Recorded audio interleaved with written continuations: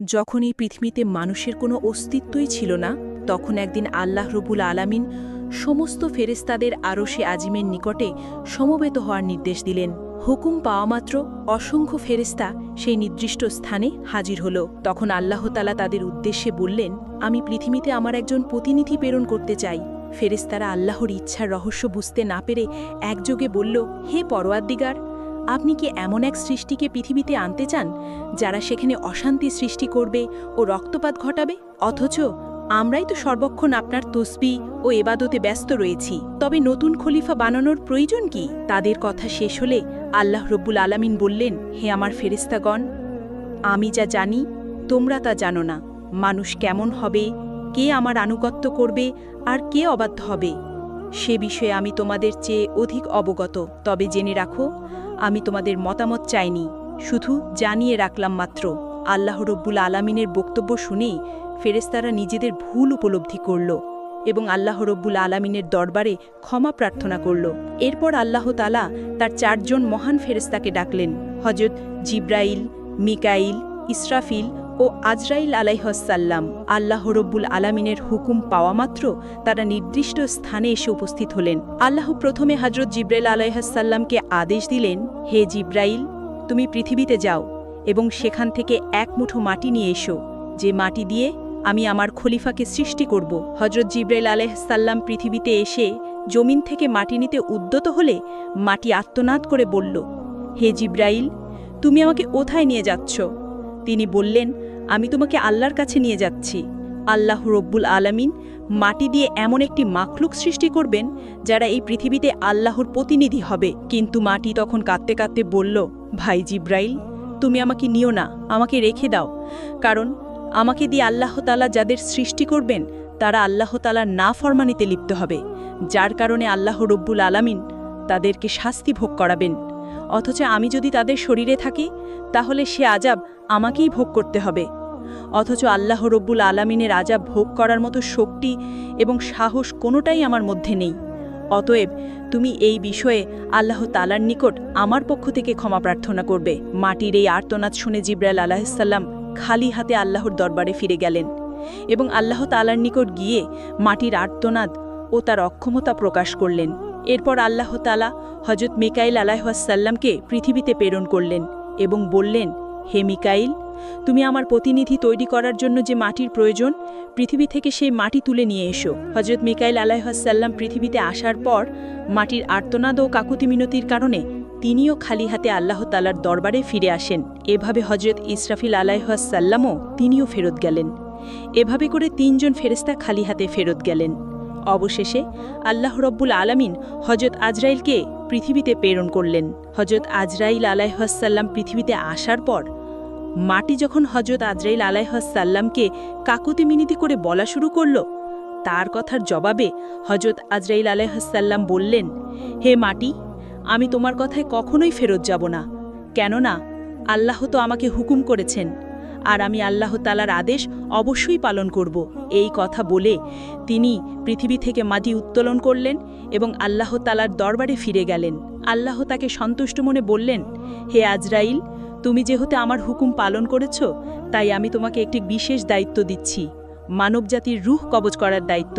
আজরাইল আলাইহিসসালাম বললেন, হে আল্লাহ, আমি যদি মানুষের জান কবজ করি তাহলে তার পরিবারের লোক আমাকে দোষারোপ করবে। আল্লাহ উত্তরে বললেন, তুমি চিন্তা করো না, আমি প্রতিটি মৃত্যুর জন্য আলাদা কারণ সৃষ্টি করব। কেউ অসুস্থতায় মরবে, কেউ দুর্ঘটনায়, কেউ বার্ধক্যের ফলে মারা যাবে, মানুষ তোমাকে দোষ দেবে না। তখন হযরত আজরাইল আলাইহিসসালাম আল্লাহ তাআলার কথায় আশ্বস্ত হলেন। এরপর ফেরেশতারা আল্লাহ তাআলার নির্দেশে মক্কার নিকটবর্তী এক পাহাড়ের উপর সেই মাটি রেখে দিলেন। সেই মাটির অংশ বৃষ্টিতে ভিজল এবং রোদে শুকালো। এভাবে কয়েক বছর অতিবাহিত হওয়ার পর আল্লাহ তাআলার কুদরতি কারিশমায় হযরত আদম আলাইহিসসালামের দেহের আকৃতি গঠিত হল। তখন আল্লাহ তাআলা হযরত আদম আলাইহিসসালামের এই দেহটিকে বেহেশতে নিয়ে যাওয়ার জন্য ফেরেশতাদের আদেশ করলেন। হুকুম পাওয়া মাত্র ফেরেশতারা ওই দেহটিকে বেহেশতের দিকে নিয়ে চললেন। অতঃপর বেহেশতে পৌঁছার পর সেই দেহটিকে দীর্ঘদিন আত্মাবিহীন অবস্থায় বেহেশতে রেখে দিলেন। এদিকে দলে দলে ফেরেশতা এসে মূর্তিরূপী হযরত আদম আলাইহিসসালামের নিথর দেহকে মাঝে মাঝে এসে দেখে যেত এবং আল্লাহ তাআলার দরবারে শুকরিয়া আদায় করত এবং খুশি প্রকাশ করত এবং বলাবলি করত, এটাই সেই দেহ, এই হবে আল্লাহর পক্ষ থেকে খলিফা, পৃথিবীতে তিনি আল্লাহর হুকুমকে বাস্তবায়ন করবেন।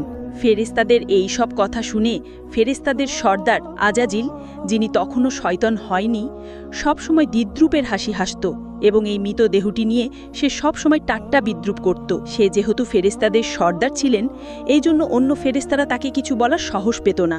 এরপর আল্লাহ রব্বুল আলামিন ফেরেশতাদের মধ্যে থেকে হযরত জিব্রাইল, মিকাইল, ইসরাফিল ও আজরাইল আলাইহিসসালামকে আদেশ করলেন, হে আমার ফেরেশতারা, তোমরা আরশে আজিমে যাও এবং সেখান থেকে আদম আলাইহিসসালামের রূহটা এনে তার শরীরের মধ্যে পতিত করে দাও। ফেরেশতাগণ আল্লাহ তাআলার পক্ষ থেকে আদেশ পাওয়া মাত্র হযরত আদম আলাইহিসসালামের রূহ মোবারককে মূল্যবান হীরা জহরতের পাত্রে করে আদম আলাইহিসসালামের দেহের নিকট উপস্থিত হলেন। সেই সময় আসমানের সকল ফেরেশতাগণ আনন্দে মাতোয়ারা হয়ে গেল এবং সেই অনুষ্ঠানে সকল ফেরেশতা অংশগ্রহণ করল। কিন্তু আজাজিল ফেরেশতা ওরফে ইবলিস আল্লাহর এই কাজে সন্তুষ্ট নয়। এরপর আল্লাহ তাআলা হযরত আদম আলাইহিসসালামের রূহকে তার শরীরে প্রবিষ্ট হতে বললেন। এরপর উক্ত রূহকে হযরত আদম আলাইহিসসালামের দেহে পতিত করে দেওয়া হলো। যখন হযরত আদম আলাইহিসসালামের দেহে রূহ পতিত হলো, তখন সাথে সাথে হযরত আদম আলাইহিসসালাম তার দেহের সকল অঙ্গে কার্যকারিতা পরিপূর্ণভাবে লাভ করতে লাগলেন এবং তিনি আস্তে আস্তে উঠে বসলেন। বসার সাথে সাথে হযরত আদম আলাইহিসসালাম একটি হাঁচি দিলেন এবং নিচ থেকে পাঠ করলেন, আলহামদুলিল্লাহ। আল্লাহ রাব্বুল আলামিন অত্যন্ত খুশি হলেন। অতঃপর হযরত আদম আলাইহিসসালাম নিজ অস্তিত্ব লাভের শুকরিয়া হিসেবে 2 রাকাত নামাজ আদায় করলেন। হযরত আদম আলাইহিসসালামের নামাজ শেষ হওয়ার পরে তার জন্য সেখানে মণিমুক্তার স্বর্ণরূপক দ্বারা আবৃত অতি সুন্দর একখানা সিংহাসন আনয়ন করা হলো। আল্লাহ তাআলার আদেশে হযরত আদম আলাইহিসসালাম সেই সিংহাসনে উপবেশন করলেন। এরপর আল্লাহ রাব্বুল আলামিন সকল ফেরেশতাদেরকে লক্ষ্য করে বললেন, হে ফেরেশতারা, তোমরা হযরত আদম আলাইহিসসালামকে সম্মান প্রদর্শনের জন্য সিজদা করো। আল্লাহর হুকুমের সাথে সাথে কোটি কোটি ফেরেশতা হযরত আদমকে সিজদা করলেন। সিজদা থেকে মাথা তুলে সকল ফেরেশতা লক্ষ্য করে দেখল, শুধুমাত্র আজাজিল ব্যতীত সকল ফেরেশতারাই আদমকে সিজদা করেছে, আর আজাজিল উক্ত মজলিসের একপাশে দাঁড়িয়ে রয়েছে। অতঃপর সকল ফেরেশতারা পুনরায় আবার সিজদাতে পতিত হল। তাফসিরের কিতাবের মধ্যে লেখা আছে, তারা দ্বিতীয়বার সিজদা দিয়েছিল আল্লাহ তাআলার শুকরিয়া আদায় করার জন্য, আর প্রথমবার সিজদা দিয়েছিল আল্লাহর হুকুম পালন করার জন্য। অতঃপর আল্লাহ তাআলা আজাজিলকে লক্ষ্য করে বললেন, আজাজিল, তুমি কি করে আমার হুকুমকে অমান্য করলে? তখন আজাজিল বলল, আপনি আদমকে সৃষ্টি করেছেন সাধারণ মাটি দ্বারা, আর আমাকে সৃষ্টি করেছেন আগুন দ্বারা। আগুনের স্বভাব সে সবসময় উপরের দিকে থাকে, আর মাটির স্বভাব সে সবসময় নিচের দিকে থাকে। যদি প্রয়োজন হয় সে আমাকে সিজদা করবে, কারণ আমি আগুনের তৈরি। আমি কেন মাটির তৈরি আদমকে সিজদা করতে যাব? সে যখন এইভাবে আল্লাহ তাআলাকে যুক্তি দেখালো, তখন আল্লাহ তাআলা রাগান্বিত হয়ে তাকে লক্ষ্য করে বললেন, হে নাফরমান, তুই এখান থেকে বের হয়ে যা। তুই আমার আদেশ অমান্য করার কারণে আজ থেকে চির অভিশপ্ত হয়ে গেলি।